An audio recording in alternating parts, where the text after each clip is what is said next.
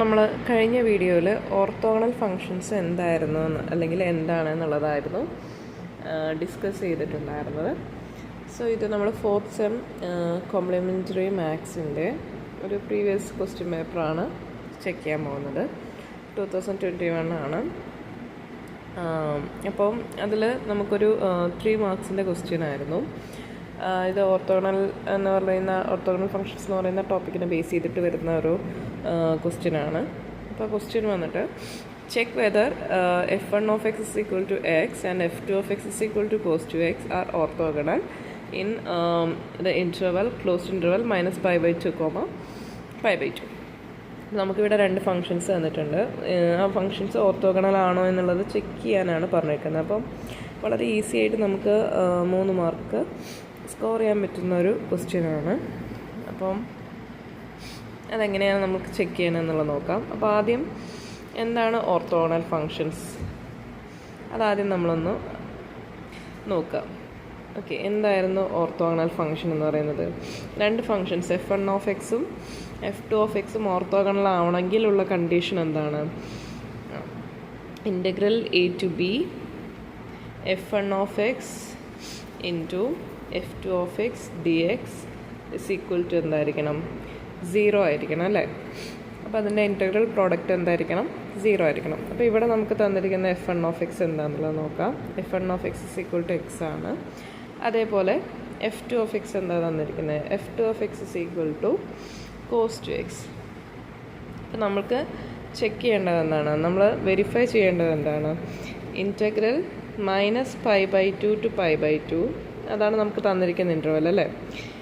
f1 of x എന്ന് പറയുന്നത് x, പിന്നെ f2 of x എന്ന് പറയുന്നത് cos 2x is equal to എന്താണെന്നുള്ളതാണ് നമ്മൾ ചെക്ക് ചെയ്യേണ്ടത്. അതായത് 0 ആണോ അല്ലെങ്കിൽ വേറെ എന്തെങ്കിലും ആണോ? ഇതാണ് നമുക്ക് ചെക്ക് ചെയ്യേണ്ട കാര്യം. അപ്പോൾ ഇവിടെ ശ്രദ്ധിക്കേണ്ടത്, ഇവിടെ തന്നിരിക്കുന്ന ഫങ്ഷൻസ് നോക്കുക. f1 of x is equal to x ഉം അതേപോലെ f2 of x is equal to cos 2x. അപ്പോൾ ഇവിടെ f1 of x നോക്കാം. f1 of x is equal to x. ഇതെന്ത് ഫങ്ഷനാണ്? ഇതൊരു ഓഡ് ഫങ്ഷനാണ് അല്ലേ? എന്താണ് ഓഡ് ഫങ്ഷൻ? എന്താണ് ഓഡ് ഫങ്ഷൻ എന്ന് പറഞ്ഞു കഴിഞ്ഞാൽ, ഒരു ഫങ്ഷൻ എച്ച് ഓഫ് എക്സിനെ നമ്മൾ ഓഡ് ഫങ്ഷൻ എന്ന് പറയണമെങ്കിലുള്ള കണ്ടീഷൻ എന്താണ്? എച്ച് ഓഫ് എക്സ് ഓഡാണെന്ന് പറഞ്ഞു കഴിഞ്ഞാൽ എന്താണ് അതിൻ്റെ അർത്ഥം? H of minus X is equal to minus H of X അല്ലേ? H of minus X is equal to minus H of X ആണെങ്കിലാണ് ആ ഫംഗ്ഷൻ ഓടാണെന്നുള്ളത്. അപ്പോൾ ഇവിടെ f1 of x എടുത്ത് നോക്കൂ. f1 of മൈനസ് എക്സ് എന്തായിരിക്കും? മൈനസ് എക്സ് അല്ലേ? അപ്പോൾ അതായത് minus of f1 of x ആണ്. So it's an odd function. ഇനി അടുത്തത് നോക്കാം. f2 of x is equal to cos 2x. അപ്പോൾ f2 of മൈനസ് എക്സ് എന്തായിരിക്കും? Which is equal to cos 2 of minus X which is equal to cos 2x അല്ലേ? അപ്പോൾ നമുക്ക് അറിയാം cos function എന്താണ്?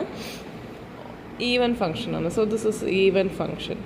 ഓക്കെ, ഇനി ഇവിടെ f1 of x into f2 of x, x into cos 2x. അപ്പോൾ എന്ത് ഫങ്ഷൻ ആയിരിക്കും? ഒന്ന് ഓഡാണ്, ഒന്ന് ഈവൻ ആണ്. സോ അതിൻ്റെ പ്രോഡക്റ്റ്, ഓഡ് ഫങ്ഷൻ്റെയും ഈവൻ ഫങ്ഷൻ്റെയും പ്രോഡക്റ്റ് എന്തായിരിക്കും? ഓഡ് ഫങ്ഷൻ ആയിരിക്കും അല്ലേ? എന്തായിരിക്കും? ഓഡ് ഫങ്ഷനാണ്. സോ ഈ ഒരു പ്രോഡക്റ്റ് എന്ന് പറയുന്നത് എന്താണ്? ഇതൊരു ഓഡ് ഫങ്ഷനാണ്. അപ്പോൾ ഇവിടെ നമ്മൾ പറയാൻ കാരണം എന്താണെന്ന് വെച്ചാൽ, ഓഡ് ഫങ്ഷനൊരു പ്രോപ്പർട്ടി ഉണ്ട്. ഇപ്പോൾ എച്ച് ഓഫ് എക്സ് എന്ന് പറയുന്നത്, if h of x is an odd function, then integral -a to a h of x d x is equal to എന്തായിരിക്കും? 0 ആയിരിക്കും. അതായത് ഒരു ഓഡ് ഫങ്ഷൻ്റെ ഇൻ്റഗ്രൽ പ്രോഡക്റ്റ് എവിടെ നിന്ന് -a തൊട്ട് a എന്നുള്ള ഇൻ്റർവെൽ വരെയുള്ള ഒരു ഇൻ്റഗ്രൽ, അതായത് integral -a to h of x dx is equal to എന്തായിരിക്കും? 0 ആയിരിക്കും. അപ്പോൾ ഇവിടെ എന്താണ്? x dot cos 2x എന്ന് പറയുന്നത് ഓഡ് ഫങ്ഷനാണ്. കൂടാതെ ഇൻ്റർവെൽ എങ്ങനെയാണ്? -a to a ഫോമാണ് അല്ലേ? -π/2 to π/2 ഫോമാണ്. സോ അതുകൊണ്ട് തന്നെ ആ ഇൻ്റഗ്രൽ എന്ന് പറയുന്നത് -π/2 to π/2 x into cos 2x dx എന്തായിരിക്കും? 0 ആയിരിക്കും. അപ്പോൾ ഇവിടെ നമ്മൾ യൂസ് ചെയ്യുന്ന പ്രോപ്പർട്ടി ഇതാണ്. If h of x is an odd function, then integral -a to a h of x dx is equal to 0. Therefore, integral minus pi by 2 to pi by 2 x into cos 2x dx is equal to 0. So from this we can say that f1 of x and f2 of x are orthogonal functions. Okay, അതാണ് നമ്മുടെ conclusion. These are orthogonal functions. അപ്പോൾ ഇത്ര നമ്മൾ ചെയ്യുകയാണെങ്കിൽ, അല്ലെങ്കിൽ ഈ ഒരു condition നമുക്ക് അറിയുകയാണെങ്കിൽ, നമുക്ക് സിമ്പിളായിട്ട് എന്ത് ചെയ്യാൻ പറ്റും? 3 മാർക്ക് സ്കോർ ചെയ്യാൻ പറ്റും. അപ്പോൾ നമ്മളിവിടെ എഗെയിൻ ഒരു 3 മാർക്സിൻ്റെ ഒരു ക്വസ്റ്റ്യനാണ് വരുന്നത്. ഫോർത്ത് സം കോംപ്ലിമെൻ്ററി മാത്സിൽ പ്രീവിയസ് ഇയർ ക്വസ്റ്റ്യനിൽ ഒരു ഇമ്പോർട്ടൻ്റ് ആയിട്ടുള്ളൊരു ക്വസ്റ്റ്യൻ, അല്ലെങ്കിൽ ഈസി ആയിട്ടുള്ളൊരു ക്വസ്റ്റ്യനാണിത്. അപ്പോൾ ഇതും പറഞ്ഞല്ലോ 3 മാർക്കിൻ്റെ തന്നെയാണ്. അപ്പോൾ നമുക്ക് ആർക്ക് വേണമെങ്കിലും ഇതിൻ്റെ ട്രിക്ക് അറിഞ്ഞു കഴിഞ്ഞാൽ ചെയ്യാൻ സാധിക്കും. അപ്പോൾ ഇവിടെ നോക്കാം, ക്വസ്റ്റ്യൻ എന്താ നോക്കാം. Show that the partial differential equation doe square U by Dr X square plus doe square U by Dr Y square is equal to 0 is elliptic. അപ്പോൾ ഇവിടെ നമുക്കൊരു പാർഷ്യൽ ഡിഫറൻഷ്യൽ ഇക്വേഷൻ തന്നു, അത് എലിപ്റ്റിക് ആണെന്ന് show ചെയ്യാനാണ് പറഞ്ഞിട്ടുള്ളത്. അപ്പോൾ നമുക്ക് ഇതിനെ ആദ്യം ഇതിൻ്റെ സ്റ്റാൻഡേർഡ് ഇക്വേഷനായിട്ടൊന്ന് കമ്പയർ ചെയ്യാം. സ്റ്റാൻഡേർഡ് ഇക്വേഷൻ എന്ന് പറഞ്ഞു കഴിഞ്ഞാൽ A U X X plus B U X Y plus C U Y Y is equal to 0. ഇവിടെ യു എക്സ് എക്സ് എന്ന് പറഞ്ഞാൽ എന്താണ്? Do square U by Dr X square, അതാണ്.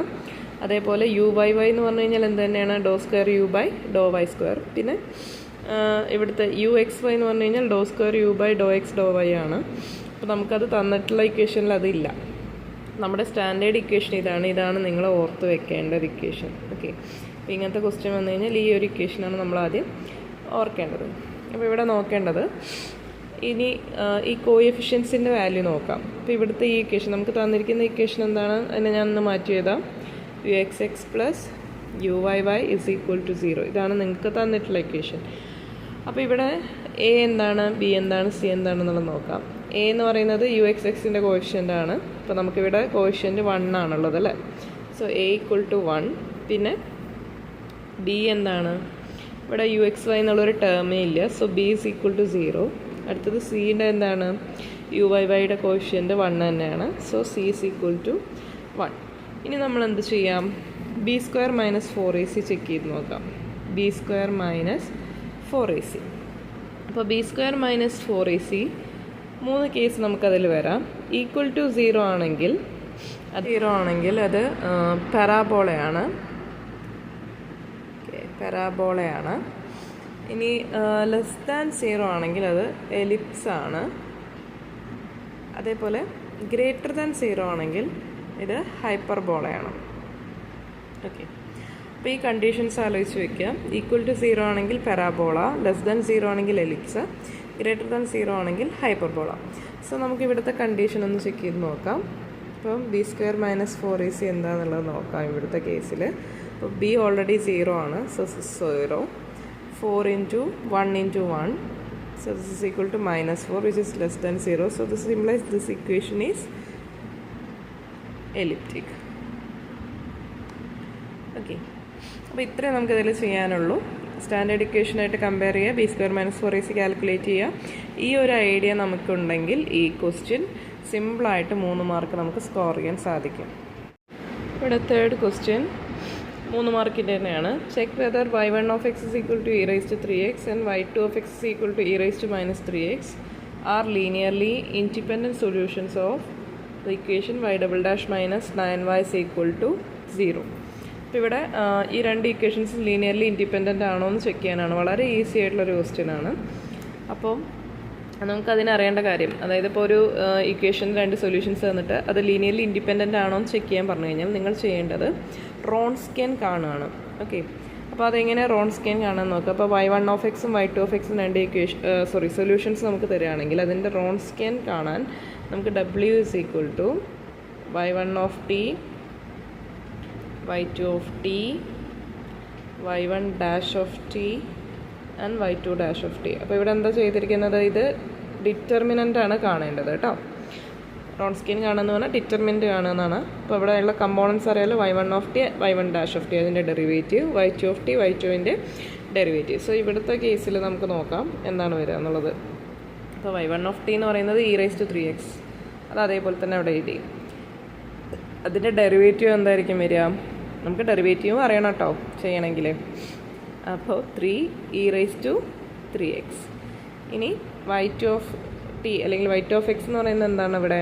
e⁻−3x. സോ അതിൻ്റെ derivative നമുക്കറിയാം -3e⁻−3x. ഇനി എന്ത് ചെയ്യാം? ഡിറ്റർമിൻ്റ് കാണാം. ഇപ്പോൾ ഇവിടെ എങ്ങനെ ഡിറ്റർമിൻ്റ് കാണാം? ക്രോസ് മൾട്ടിപ്ലൈ ചെയ്യുക, മൈനസ് ചെയ്യുക അല്ലേ? അപ്പോൾ ക്രോസ് മൾട്ടിപ്ലൈ ചെയ്യുമ്പോൾ എന്ത് വരും? e⁻3x into -3e⁻−3x. അപ്പോൾ അതവിടെ നോക്കാം. e⁻3x into -3e⁻−3x minus e⁻−3x into 3e⁻3x. So this is equal to എന്ത് കിട്ടും നമുക്ക് ഇവിടെ? -3e⁻, എന്ത് വരും? 3x - 3x അല്ലേ? അങ്ങനെയല്ലേ? e⁻a ഇൻറ്റു e⁻b എന്ന് പറഞ്ഞാൽ e⁻a+b മൈനസ് ഇവിടെ എന്ത് വരും? 3e⁻−3x + 3x. അപ്പോൾ ഇവിടെ നമുക്ക് എന്ത് വരും? So this is equal to -3e⁻0 - 3e⁻0. So e⁻0ൻ്റെ വാല്യൂ എന്താണ്? 1 ആണ് അല്ലേ? So this is equal to നമുക്ക് എന്ത് പറയാം? -3 - 3 which is equal to -6 not equal to 0. അപ്പോൾ ഇവിടെ റോൺസ്കിയൻ 0 ആണെങ്കിൽ നമുക്ക് എന്ത് പറയാം? ഈ സൊല്യൂഷൻസ് ഡിപ്പെൻഡൻ്റ് ആണെന്നാണ് പറയാം. ഇവിടെ റോൺസ്കിയൻ എന്താ കിട്ടിയിരിക്കുന്നത്? -6 ആണ്, which is not equal to 0. So we can say that y1 and y2 are linearly independent solutions. Okay, അപ്പോൾ നമുക്ക് ഇവിടുത്തെ വളരെ ബേസിക് ആയിട്ട് കുറച്ച് കാര്യങ്ങളൊക്കെ അറിയണം. അതായത് എക്സ്പോണൻഷ്യലിൻ്റെ റൂൾസ് നമുക്കറിയണം. e⁻a ഇൻറ്റു e⁻b എന്ന് പറഞ്ഞാൽ e⁻a+b ആണ് എന്നുള്ളത് അറിയണം.